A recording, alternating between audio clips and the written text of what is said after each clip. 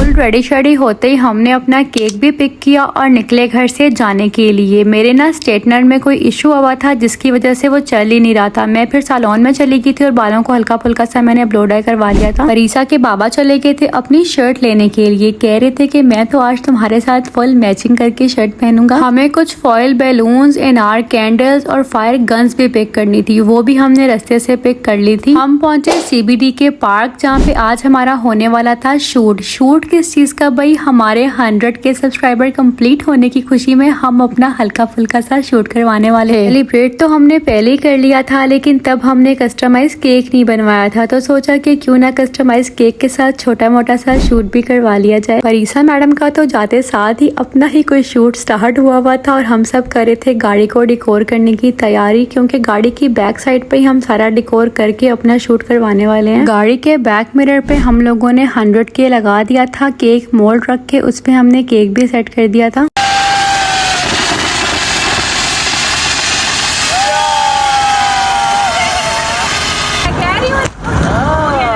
Celebration और cake cutting ceremony के बाद मूड बन गया कि अब कुछ खा पी भी लिया जाए। सुबह से तो हम लोग बस सेलिब्रेशन में ही मसरूफ हुए थे। मेरा देवर भी हमारे साथ गया हुआ था, उसकी फरमाइश पे हम लोग चले गए थे डोमिनोज, क्योंकि उसे वहाँ से पिज्जा खाना था। लार्ज 2 फ्लेवर पिज्जा के साथ साथ हम लोगों ने वहाँ से हनी विंग्स और परीसा के लिए फ्राइज भी ऑर्डर कर लिए थे। डोमिनोज का पिज्जा मुझे तो कुछ खास पसंद नहीं है, इसलिए मैंने बहुत ज्यादा नहीं खाया, लेकिन बेक्ड विंग्स बहुत ही ज्यादा मजे के थे। सेलिब्रेशन की फुल रील भी मैं अभी ही शेयर कर दूंगी, देखना मत भूलिएगा। बाय।